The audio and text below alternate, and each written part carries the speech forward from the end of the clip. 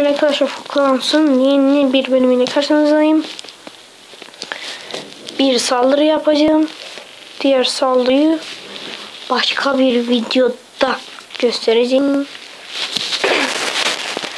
Hala köyüm böyle. Birkaç duvar bastım. Kara kuşla 2'ye bastım. 6 ejder, 5'te 40 tane de atlıyor. Barbar klan 1.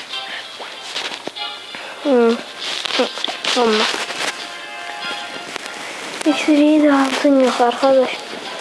Bana ikisi de böyle bir şey.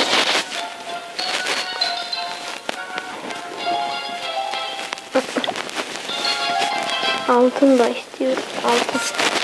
Ganimet yok mu desem ganimet çıkarmıyor.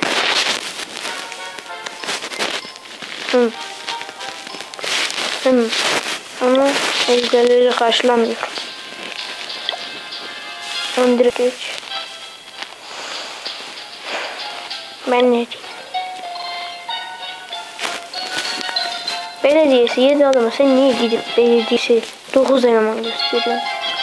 Of be. Şuradan dalarım. Böyle bir eksik sandım.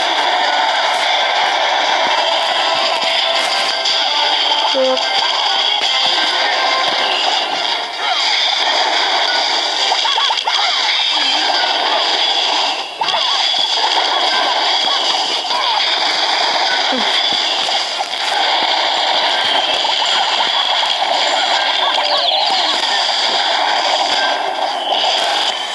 Devler yaşasın. Arkadaşlar çok güzel bir ganimete denk geldik. Ama Ejder'le artık buraya dönmeyi karar verirse tam bir tane Ejder orayı yok eder de. Yaşayın. Yaşayın. Hadi.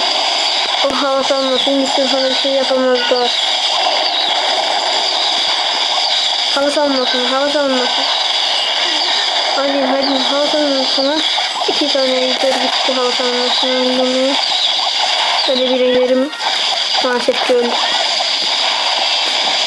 Bir tane kulelere kaldı, onun içinde bekledim, bir şey kalmadı. Afgani.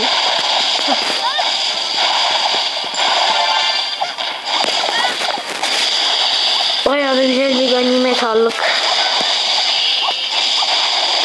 Ben böyle bir ganimet görmedim. Videoda 200 binlik ganimet aldık be. Şununla yok halde. Sen niye bir şeye bak. Hatta. Bir. O 2 de. Böyle şey de aldık. 2 tane kare çıksın. Şunu yok edecekler. 2. Çabuk.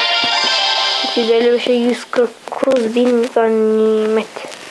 Arkadaşlar bugünlük bu kadar. Oo, bir de yıldız bonus geldi.